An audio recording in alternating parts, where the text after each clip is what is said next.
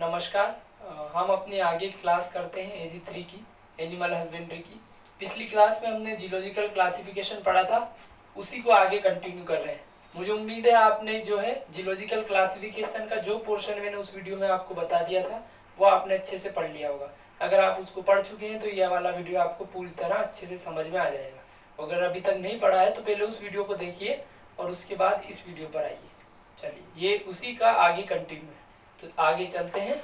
आज जो हम डिस्कस करने वाले हैं वो एक ही टॉपिक है और वही है जियोलॉजिकल क्लासिफिकेशन ऑफ एनिमल्स।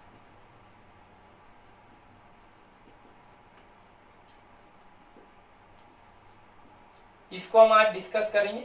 बहुत ही इंपॉर्टेंट टॉपिक है, एक क्वेश्चन इसमें से आता ही है, तो एक क्वेश्चन के लिए जो है हम इतनी मेहनत करनी चाहिए क्योंकि ये बहुत ही इंपॉर्टेंट टॉपिक है। इसमें से आना ही एक से दो, दो से तीन क्वेश्चन भी बढ़ जाएंगे, पर एक तो श्योर है, हर साल ही आता है।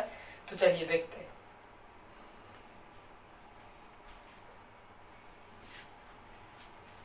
Geological classification of some domestic animal, वे एनिमल जिन्हें हम पढ़ने वाले हैं जो हमारे सिलेबस में, उन सब का हम geological classification one by one देखेंगे।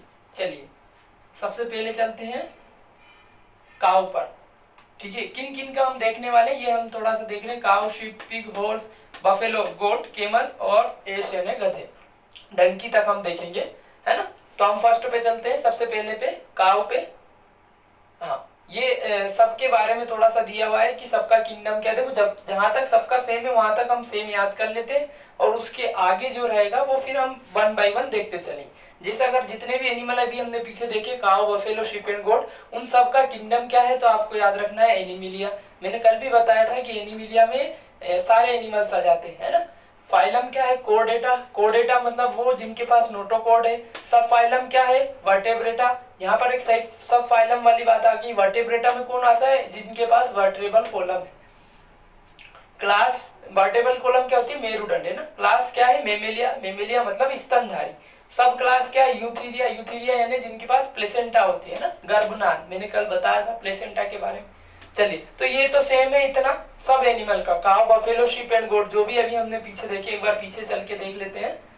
पीछे चले। हाँ, ये एनिमल जितने भी है, काऊ, बफेलो, शीप, गोट, पिग, केमल, हॉर्स और एस, इन सब के बारे में, इन सब का क्या क्या कॉमन है वो अगली स्लाइड में देखते हैं। इन सब का किंगडम, फाइलम, सब फाइलम, क्लास, सब क्लास, यहाँ तक ये सब सेम है। किंगडम सबका एनिमिलिया है, फाइलम सबका कोर्डेटा है, सब फाइलम सबका वर्टेब्रेटा है, क्लास सबकी मेमेलिया है, सब क्लास सबकी यूथीरिया है। यहाँ तक सब में सेम है। आगे देखते हैं। ऑर्डर अंगुलाटा है। अंगुलाटा में कौन आ रहे थे? जो खुर वाले थे, जो खुर वाले एनिमल है वो किस में आ रहे थे? अंगुलाटा। सब ऑर्डर दो थे, आर्टियोडक्टिला और पेरिसोडक्टिला। आर्टियोडक्टिला में कौन आ रहे थे? इवनटॉइड यानी सम खुर वाले, और पेरिसोडक्टिला में कौन आ रहे थे? ओडटॉइड यानी विषम खुर वाले, है ना। ये सब ऑर्डर थे। आगे देखते हैं। हाँ, अब हम एक एक का क्लासिफिकेशन कर लेते हैं। ऑर्डर, सब ऑर्डर की बात क्या आती है? फैमिली। तो सबसे पहले हम काऊ के बारे में देखते हैं। तो बेटा, फैमिली जो काऊ की है वो बोवाइडी है। बहुत ही इंपॉर्टेंट है, क्वेश्चन आ जाता है। बोवाइडी फैमिली किसकी है? तो काऊ की है। काऊ की फैमिली क्या है? तो बोवाइडी है। अब मैंने तुम्हें कल भी बताया था, कोई भी किसी भी एनिमल का साइंटिफिक नेम दो चीजों से मिलकर बनेगा, जीनस और स्पीसीज से। यही आखिरी दो उसकी जो है क्लासिफिकेशन की यूनिट्स भी है। तो जीनस जो काऊ का होता है वो बोस, और एक जीनस के अंदर कई सारी स्पीसीज हो सकती है। तो काऊ की हमें कितनी स्पीसीज मिलेगी? दो, इंडिकस और टॉरस। इंडिकस और टॉरस। तो देखो, जियोलॉजिकल नेम जो बनेगा वो बन जाएगा बोस इंडिकस और बन जाएगा बोस टॉरस, है ना। अब बोस इंडिकस कौन सी स्पीसीज है और बोस टॉरस कौन सी स्पीसीज है, ये देख लेते हैं। बहुत ही इंपॉर्टेंट क्वेश्चन है, बहुतों बार आ चुका है कि इंडियन काऊ और एक्सोटिक काऊ वाला कि क्या साइंटिफिक नेम है इंडियन काऊ का और एक्सोटिक काऊ का क्या साइंटिफिक नेम है, तो वो आगे हम देखने जा रहे हैं। चलिए आगे देखते हैं।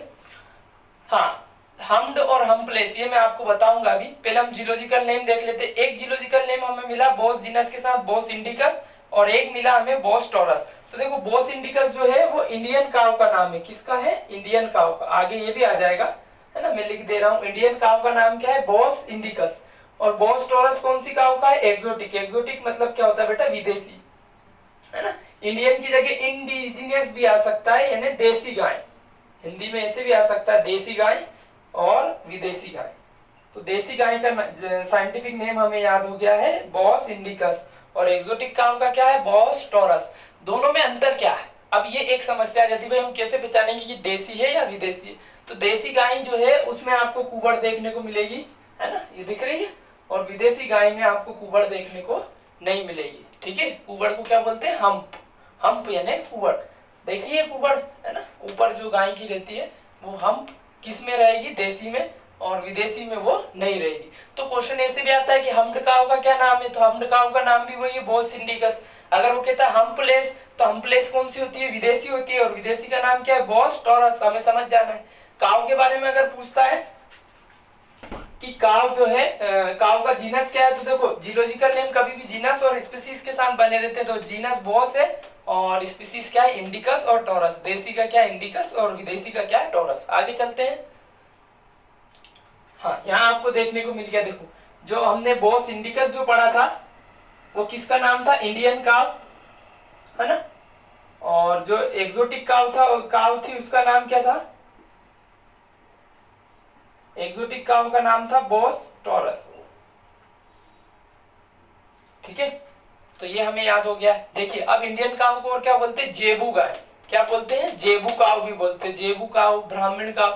जेबू केटल क्यों कहते हैं इसको, क्योंकि हम तो हमारे देश की गाय है इसलिए हम उसे इंडियन कहकर पुकारेंगे, पर विदेशी लोग इसको क्या बोलेंगे, जेबू केटल बोलते हैं। तो हमें याद रखना है कि इंडियन काऊ का नाम क्या है, इंडियन काऊ के पास क्या है, हम्प है, ये हम्प हो गई, है ना, हम्प है वो, और उसका एक और नाम क्या है, जेबू, है ना, और उसका साइंटिफिक नेम क्या है, बोस इंडिकस। जो विदेशी गाय है उसको यूरोपियन भी बोलते हैं बेटा, यूरोपियन काऊ या एक्सोटिक काऊ, या हिंदी में कह लो विदेशी गाय, विदेशी गाय, है ना, या बिना कुबड़ वाली। अब कुबड़ के लिए एक वर्ड और आ जाता है, थुई, है ना, तो थुई से कंफ्यूज नहीं होना है। थुई मतलब क्या होता है, हम्प, है ना, वही हम्प वाली बात है। तो ये कौन सी हो गई, इंडिकस वाली कौन सी हो गई, थुई वाली, और ये कौन सी हो गई, बिना थुई वाली, बिना थुई यानी हम्पलेस। तो ये पूरी कहानी किसकी हुई है अभी, किसकी कहानी हुई है अभी कंप्लीट, काऊ की। तो साइंटिफिक नेम हमें याद रखना है बहुत ही अच्छे से। हमने बस अभी इतना सीखा है कि इंडियन काऊ जिसके पास कुबड़ होती है डेट इज हम्प, और उसका जियोलॉजिकल नेम है बॉस इंडिकस, और जो विदेशी गाय है जिसके पास कुबड़ नहीं है उसका नाम है बॉस टॉरस, है ना, और कुबड़ मतलब क्या होता है, हिंदी में उसको थुई भी बोलते हैं ना। चलिए आगे बढ़ते हैं हम दूसरी एनिमल की ओर। इसके क्रोमोसोम नंबर और देख लेते हैं। इसके क्रोमोसोम नंबर है 60, यानी गाय में कितने गुणसूत्र पाए जाते हैं, 2n = 60, और कितने जोड़ी, तो 30 है, n = 30। ऐसे ही पूछता हमसे कि गुणसूत्र है ना, ऐसे सीधे पूछेगा, तो जोड़े में नहीं पूछेगा। तो 2n नंबर 2n = 60 हमें याद रखना है। क्रोमोसोम नंबर किसमें पाए जाते हैं, काऊ में। चलिए बफेलो पे आ जाते हैं। बफेलो मतलब भैंस, है ना, भैंस के लिए हम देख लेते हैं। तो फैमिली भैंस की भी क्या है, बोवाइडी, यानी दोनों का एक ही कुल है। ठीक है, बोवाइडी ही फैमिली है, गाय की भी थी और भैंस की भी थी। भली भैंस काली है पर कुल वही है, इसलिए भैंस के साथ भेदभाव नहीं होना चाहिए। जीनस इसका देख लेते हैं, बुबेलस इसका जीनस है ना, इसकी 2 स्पीसीज है, बुबेलस, बुबेलिस, और बुबेलस आगे आ जाएगा केराबिनेंसिस, है ना, मैं यहाँ लिख देता हूँ, है ना। तो 2 स्पीसीज इसकी भी है बोवाइडी फैमिली के अंदर। जीनस क्या है बफेलो का, बुबेलस, और स्पीसीज क्या है, एक बुबेलिस और केराबिनेंसिस। आगे देखते हैं, ये आ गया है केराबिनेंसिस, है ना। वो वाली कौन सी थी, रिवर बफेलो और स्वैम्प बफेलो। देखो दोनों के बारे में पूरा डिस्कशन यही कर लेते हैं। बफेलो को हम देख रहे हैं, तो हमारे पास यहाँ जो है वो है बुबेलस, बुबेलस केराबिनेंसिस, और यहाँ जो है वो है बुबेलस, बुबेलिस।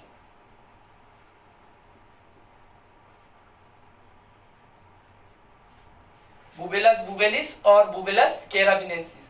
बुबेलस बुबेलिस किसका नाम है, रिवर बफेलो का, और बुबेलस केराबिनेंसिस किसका नाम है, स्वैम्प बफेलो का। अब स्वैम्प मतलब क्या होता है बेटा, कीचड़, कीचड़ या दलदली। इसके लिए एक वर्ड और आता है, दलदली भूमि वाली भैंस है, दलदली।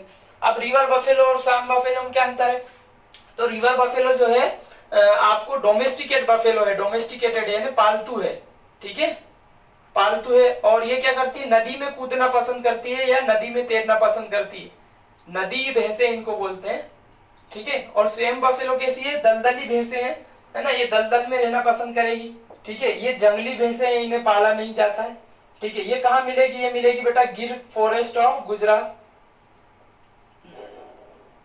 अच्छा एक मजेदार बात और मैं आपको बताता हूँ, जो रिवर बफेलो है वो भी किससे निकली है, स्वैम्प बफेलो से ही निकली है। तो स्वयं बफेलो थी, सारी बफेलो पहले जंगल में रहा करती थी, कुछ घर आ गई, नदी में कूदने लगी, उनको नदी पसंद आ गई, नदी से हम पकड़ के ले आए, तो हमारे पास रिवर बफेलो हो गई, है ना। और एक कौन सी हो गई, स्वयं बफेलो। तो हम फिर से रिवाइज कर लेते हैं। रिवर बफेलो का साइंटिफिक नेम है बुबेलस बुबेलिस, और ये ही पालतू भैंस है, इन्हें क्या बोलते हैं हम, नदी भैंस है। स्वयं बफेलो का नाम है बुबेलस कैराबिनेंसिस। ये कौन सी बफेलो है, कीचड़ वाली है, दलदली भैंसे हैं, जंगली भैंसे हैं, ये जंगल में आपको मिलेगी। कहाँ मिलेगी, गिर फॉरेस्ट ऑफ गुजरात। आगे थोड़ी सी बातें और कर लेते हैं, इनमें क्रोमोसोम नंबर देख लेते हैं, अगली स्लाइड पे आपको देखने को मिलेगा। नेक्स्ट,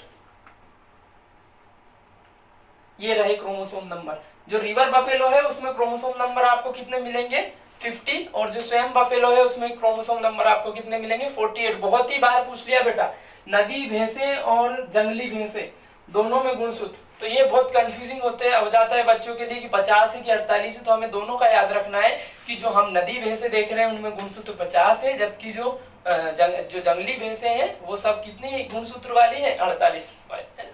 तो ये अभी हमने दो एनिमल हमने पढ़ लिए, एक तो काव और एक क्या था, बफेलो। काव का हमने सीखा बॉस इंडिकस, बॉस टोरस, है ना, बॉस इंडिकस देसी, बॉस टेरस विदेशी। भैंस का हमने सीखा बुबेलस बुबेलिस, बुबेलस कैराबिनेंसिस। दोनों की फैमिली क्या थी, बोवाइडी। दोनों की क्लास क्या थी, मेमेलिया। चलिए अगली और चलते हैं। Next is ship. शिप की बात कर लेते हैं। शिप यानी भेड़, है ना। इसकी फैमिली क्या है, बोवाइडी है, यानी काव बफेलो शिप, तीनों अभी हमने पढ़े। तीनों किस फैमिली को बिलोंग करते हैं, all of three belongs to family Bovidae. जो शिप का जीनस है, भेड़ का जो जीनस है वो है ओविस, है ना, और जो स्पीसीज है वो है एरिस। इसकी एक ही स्पीसीज है तो लर्न करना आसान है, ओविस एरिस। साइंटिफिक नेम क्या हो जाएगा इसका, जियोलॉजिकल नेम हो जाएगा ओविस एरिस। किसका, भेड़ का या शिप का। क्रोमोसोम नंबर इसमें जो होते हैं वो होते हैं 54, हमें याद रखना है 54 क्रोमोसोम किसमें होते हैं, शिप में, है ना। अभी हमने 3 के पढ़ लिए, काव के कितने पढ़े थे, 60, बफेलो में 2 थे, रिवर बफेलो के 50, और जो स्वयं बफेलो इसके 48। तो ये जियोलॉजिकल नेम हमें देखने को मिला किसका, ओविस एरिस किसका था, ये शिप का। इसके क्रोमोसोम नंबर हमें देखने को मिले 54। शिप का याद कर लेना, शिप का क्वेश्चन भी आते रहता है कि भेड़ का जंतु नाम क्या है, तो भेड़ का जंतु नाम है ओविस एरिस। ठीक है, अगले की ओर चलते हैं। नेक्स्ट आ गई है शिप की बहन आ गई है गोट। गोट यानी क्या होता है, बकरी, GOAT, गोट। गोट मतलब बकरी, बहुत पहले समझ में आ रहा है ना। फैमिली जो गोट की है वो भी बोवाइडी फैमिली है। तो अभी हमने चारों देखे हैं, काव बफेलो शिप गोट, चारों की फैमिली जो आई है वो बोवाइडी है। जीनस देख लेते हैं गोट का। गोट का जीनस है केपरा, और जो गोट की स्पीसीज है हिरकस। तो जियोलॉजिकल नेम इसका क्या हो जाएगा, गोट का आगे केपरा हिरकस, है ना, केपरा हिरकस। ठीक है, ये गोट का नेम हो गया जियोलॉजिकल। इसके क्रोमोसोम काव के बराबर ही है, 60 ही है ना। थोड़ा सा रिवाइज करते हैं, गोट का नाम क्या है, केपरा हिरकस, शिप का क्या है, ओविस एरिस, है ना। साइंटिफिक नेम किन किन चीजों से मिलके बनता है, जीनस और स्पीसीज से। हमने जो गोट का देखे उसके क्रोमोसोम नंबर 60 देखे, जबकि शिप के देखे 54। ठीक है, चलिए आगे बढ़ते हैं। पिग आ जाता है। पिग मतलब होता है सुअर, है ना। सुअर की अलग ही फैमिली है, सुअर की फैमिली है सुआइडी, है ना। इसमें 1 और 2 चेम्बर आपको मिलेंगे, 2 चेम्बर स्टोमक, यानी 1 या 2 भागों में बटा हुआ आमाशय आपको मिलेगा। ठीक है, इनका जो जीनस है वो सस है, और इसकी 3 स्पीसीज है, स्क्रोफा, विटेटस और डोमेस्टिकस। आगे आपको देखने को मिलेगी डोमेस्टिकस, मैं लिख देता हूं, ये है ना, डोमेस्टिकस भी है। तो सस पीछे चलते हैं, है ना, सस स्क्रोफा, सस विटेटास।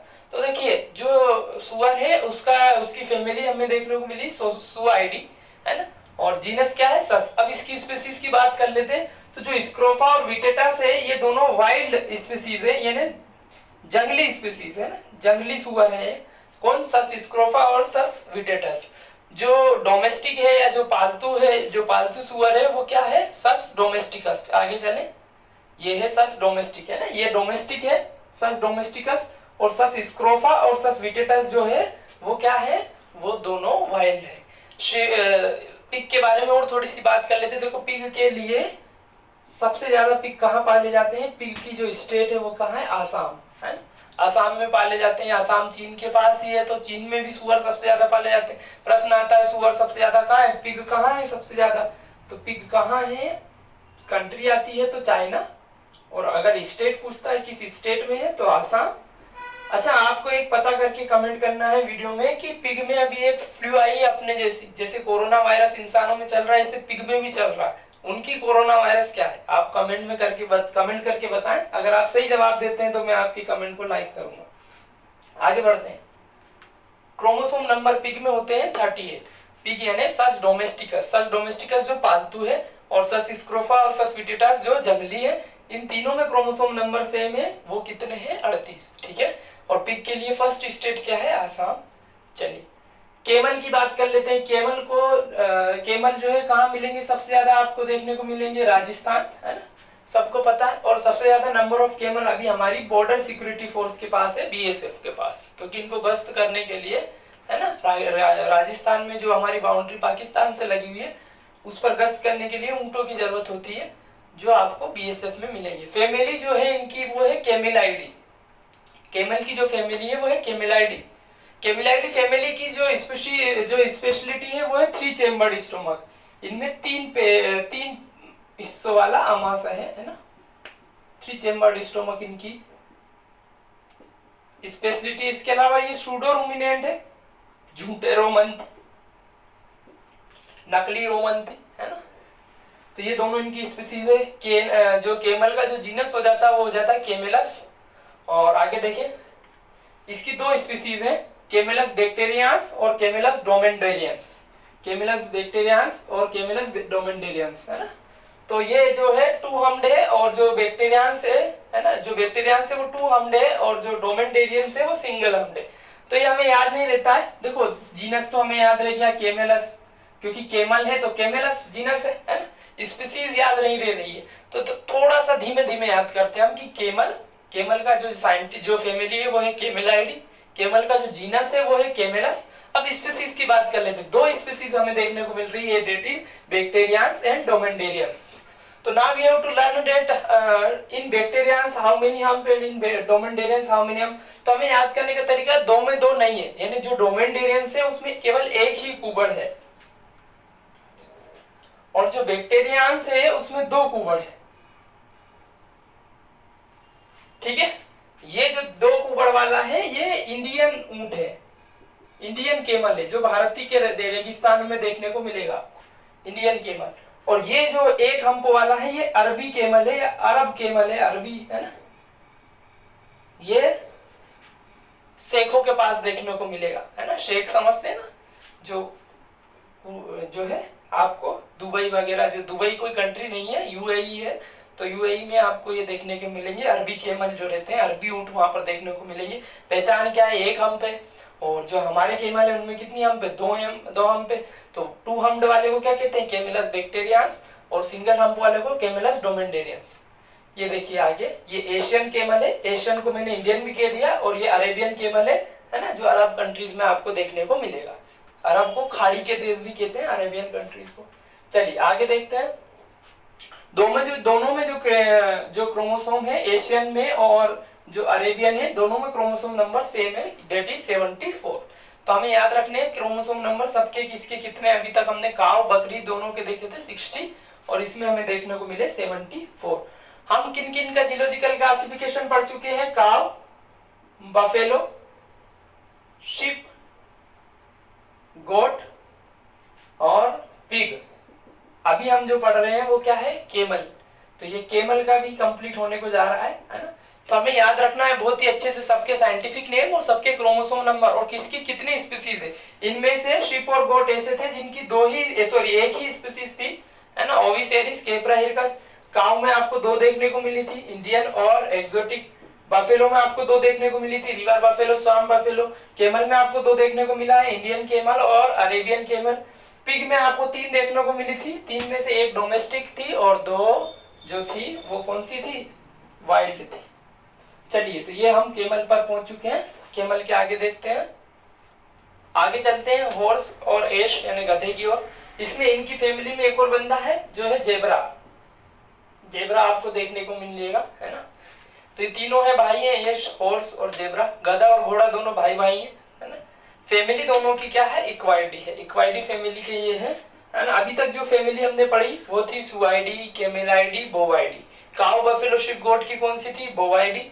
जो सुअर की थी सुआइडी, और केमल की केमेलाइडी। जो हॉर्स है उसकी है एक्वाइडी, यानी जो डंकी, हॉर्स और जेब्रा तीनों की क्या है, एक्वाइडी। जीनस इनका क्या है, एक्वस जीनस है इनका, और इनकी स्पीसीज आपको अलग अलग देखने को मिलेगी। देखिए आगे देखते हैं। इसमें आपको जो हॉर्स है उसका नाम आपको जो रहेगा वो है एक्वस केबेलस। एक्वस केबेलस इसका नाम है ना। और एक्वस एसिनस जो नाम है वो किसका है, डंकी का है। एक्वस जेब्रा जो नाम है वो जेब्रा का हो जाएगा। तीनों के साइंटिफिक नेम हमें पता चल गए, geological name. That is horse का एक्वस केबेलस, डंकी का Equus asinus, and of zebra is Equus zebra. All three belongs to family Equidae having Perissodactyla order. इनका जो ऑर्डर है वो है पेरिसोडैक्टिला। पेरिसोडैक्टिला में मैंने एक खास बात आपको बताई थी, विषम खुर। इनके जो खुर आपको मिलेंगे वो कैसे रहेंगे, विषम रहेंगे, यानी दो हिस्सों में बटे हुए नहीं रहेंगे। ठीक है, जबकि गाय के जो खुर आपको देखने को मिलेंगे वो दो हिस्सों में रहेंगे, और वो किस ऑर्डर में रहेगी, आर्टियोडैक्टिला में। अभी हम पेरिसोडैक्टिला की बात कर रहे हैं। ऑर्डर क्या हो गया है, पेरिसोडैक्टिला। फैमिली क्या हो गई है, एक्वाइडी। जीनस क्या हो गया है, एक्वस। और एक्वस जीनस में आपको तीन मेंबर मिले, that is horse, donkey and zebra. The scientific name of horse is Equus caballus, while of donkey is Equus asinus and of zebra is Equus zebra. You have to learn it properly.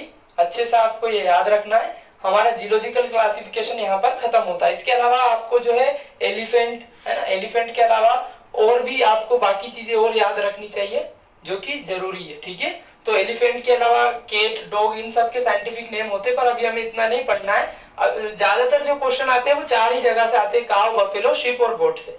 ठीक है, तो ये आज हमारा जो topic complete हुआ है वो हुआ है जियोलॉजिकल क्लासिफिकेशन। इसके बाद हम कुछ नया टॉपिक अगले वीडियो में चालू करेंगे, और आप वीडियो देखते रहें लगातार और पढ़ते रहें, और चैनल को सब्सक्राइब करें, बेल आइकन प्रेस करें ताकि आपके पास नोटिफिकेशन पहुंच सके नए नए वीडियो का, और ज्यादा से ज्यादा शेयर करें ताकि ज्यादा से ज्यादा लोगों के पास ये इंफॉर्मेशन पहुंचे जो कि बहुत ज्यादा जरूरी है। पीएटी का एग्जाम अब बहुत नजदीक है, इसलिए पढ़ाई की जो तीव्रता है उसको बढ़ा दें और ज्यादा मेहनत करें ताकि अच्छे कॉलेज में आप सिलेक्ट हो। धन्यवाद।